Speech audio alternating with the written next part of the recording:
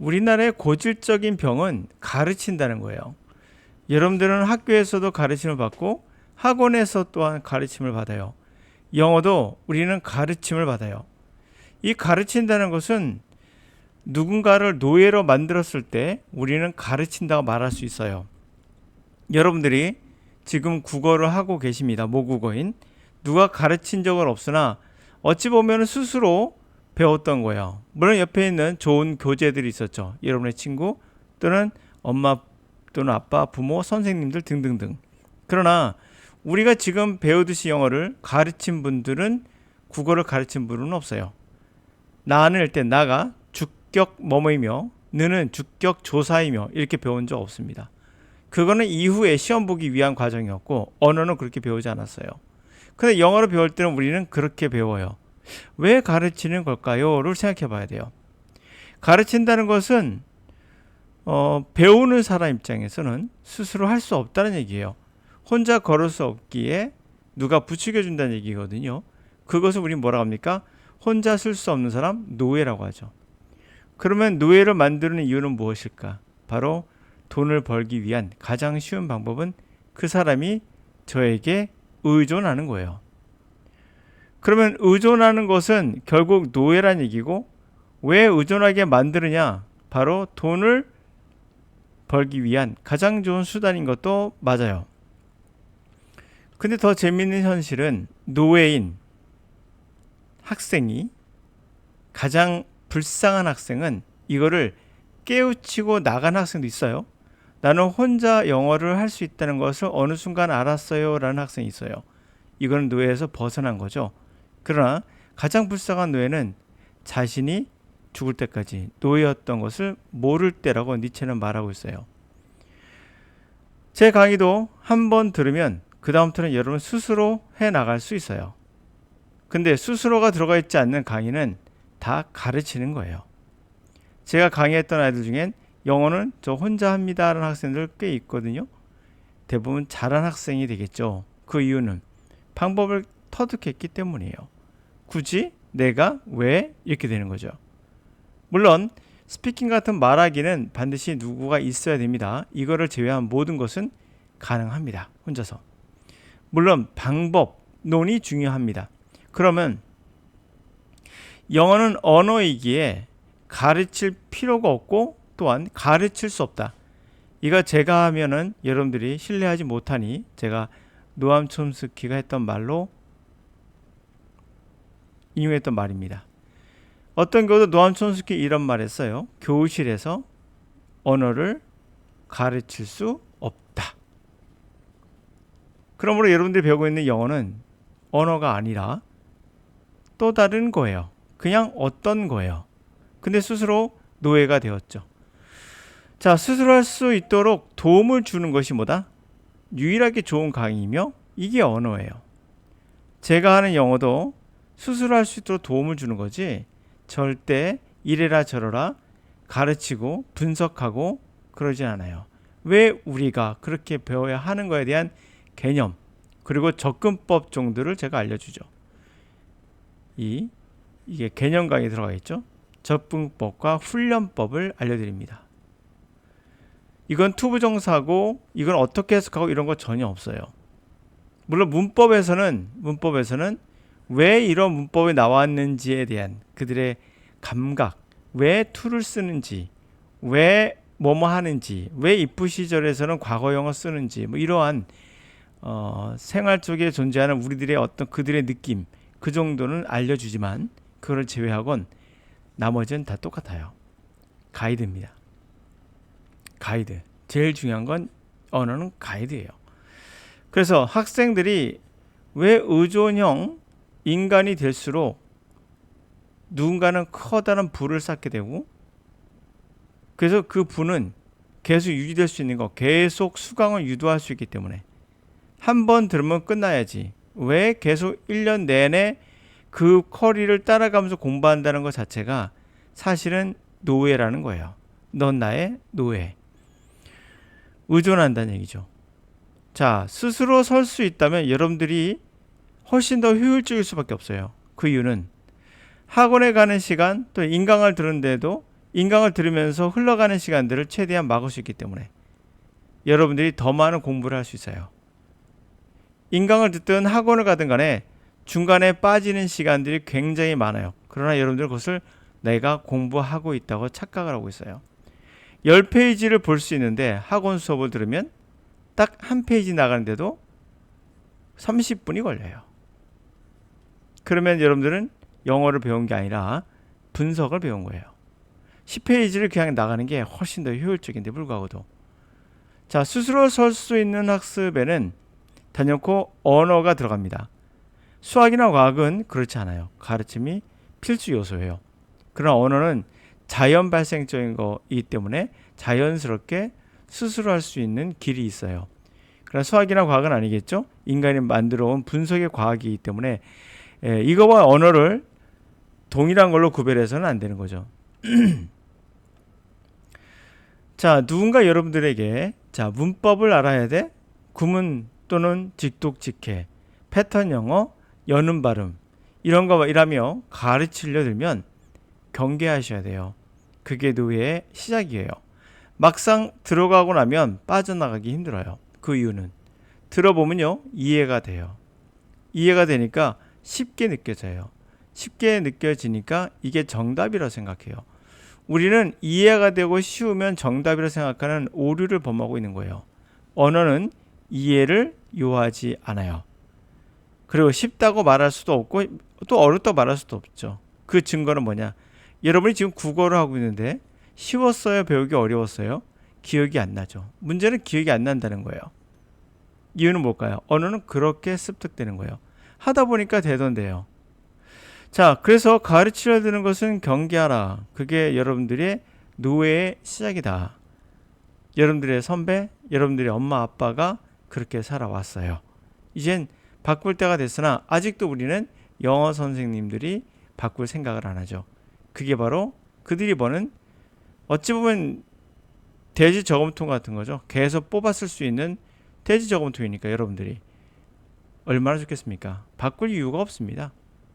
또한 여러분들이 만들어낸 성과를 자신이 만든 것처럼 꾸미거나 아니면 그들도 착각하여 자신이 만들어냈다고 착각하는 경우도 있고 그래서 그것을 효용성이 있다고 생각하는 착각하는 경우도 있다. 그래서 여러분들이 만들어낸 성과가 여기저기에 모든 사람이 뭔가 효과를 본 것처럼 이야기하지만 왜 이런 결과가 나오겠는가 생각해 보셔야 돼요. 모든 영어 강사들이 자신이 뭔가를 만들어냈다고 광고하고 또는 알려주고 그리고 주변에 그런 학생들이 있을 거예요. 정말 없는 건 아닙니다.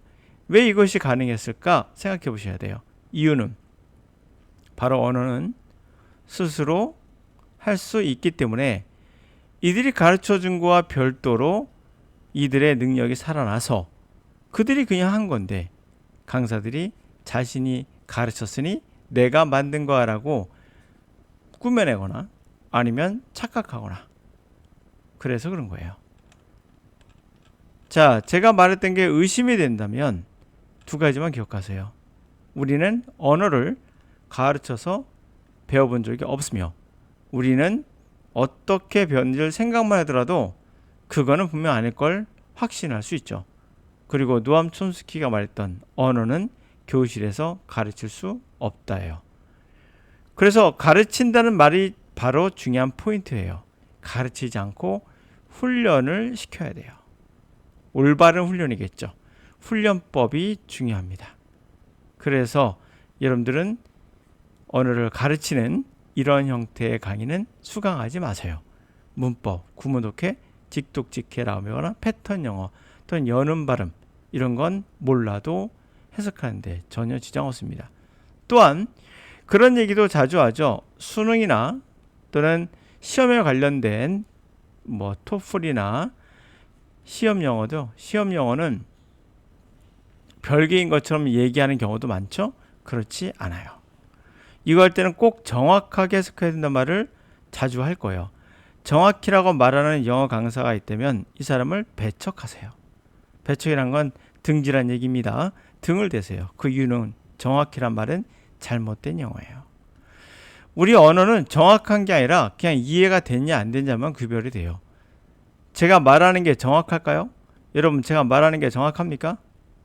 정확하지 않아요. 정확하지 않아요. 그래도 우리는 이해하는데 지장이 없어요. 글을 읽을 때도 문법적인 것으로 분석해서 있는 것을 정확하다고 착각하는 사람들이 있어요. 아니에요. 여러분들이 소설책을 읽어보셨다면 또 논설을 읽어보셨다면 문법적으로 분석하지 않더라도 여러분들은 우리 국어를 충분히 이해하고 있어요. 정확하게 해석합니다. 그러나 만약에 우리의 소설과 논설을 미국 사람이 국어를 배운다 생각하고 분석해서 해석한다면 오히려 부정확해질 수밖에 없어요. 왜? 글은 문법이나 구문으로 되어 있는 것이 아니라 그 안에 종합적으로 들어와 있기 때문이에요. 종합적인 것이 뭐냐? 말 그대로 종합적인 거예요. 말할 수 없는 거예요. 이유는 간단히 설명해 볼게요. 여러분이 미국 사람이에요. 여러분이 그리고 한국 사람이 있다고 생각해 보세요. 그럼 미국 사람, 한국 사람이 있다 그러면 이들의 생활 방식이란 게 있죠. 생활 방식. 그리고 느낌이란 게 달라요. 분명 다릅니다. 그렇다면 그들의 생활 방식과 느낌에서 나오는 언어 표현도 다를 수밖에 없잖아요. 그건 문법이 아니에요. 그냥 언어에 대한 느낌이 달라요. 우리가 블루란 말이 영어에서는 우울한 느낌을 주거든요. 새드하던 느낌을 줘요.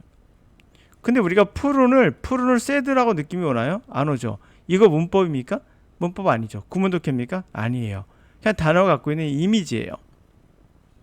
그런 이미지들이 굉장히 많다는 거예요. 영어나 우리나라 모든 언어가. 그래도 우리가 서로 공용적으로 이해할 수 있는 것은, 우리가 슬프다는 것은 미국 사람이나 한국 사람이나 같은 호모사피엔스로서 같이 느끼고 있기 때문에 슬픔은 공유가 되거든요. 그럼 충분히 이해가 돼요. 아, 블루가 슬픔이었어 라고. 만약에 우리가 슬픔을 느낄 수 없는 존재라면 우리는 새드란 말을 이해할 수 없어요.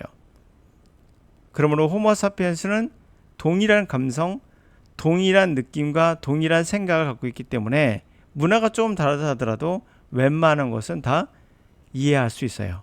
이해한다는 것은 문법을 필요로 하지 않을 수도 있어요. 물론 여러분들이 영작을 하거나 누구한테 말을 해야 된다면 그건 또 다른 이야기가 돼요. 이럴 때는 어느 정도의 구성을 해야 되잖아요. 그것이 아니라면 정확하게 우리가 이해하고 정확하게 듣고 하는 것은 문법과 상관이 전혀 없습니다. 또 하나, 리스닝 하실 때는 글도 마찬가지예요. 문법을 적용해서 또는 구문 독해 같은 구문의 어떤 형태를 보고 접근하신다면 잘못된 생각이에요. 리스닝은 특히나 빠르게 지나가는 말들을 그냥 들으면서 이해가 돼야 되는데 이거를 구문이나 문법을 분석해서 누가 말하고 누가 듣고 누구에게 주고 누가 받는다, 그렇게 한다는 것 자체가 불가능할 뿐만 아니라 잘못된 방법이에요. 제가 말하는 거 여러분들 분석하지 않듯이, 그렇죠? 그런 겁니다. Give a sense라고 합시다. 자, give me a sense. 나에게 센스를 줘. 이렇게 해석하는 사람들이 구문이나 문법이고, 이렇게 느낌을 해석하면 뭔가 내가 센스를 느낄 수 있게 해줘.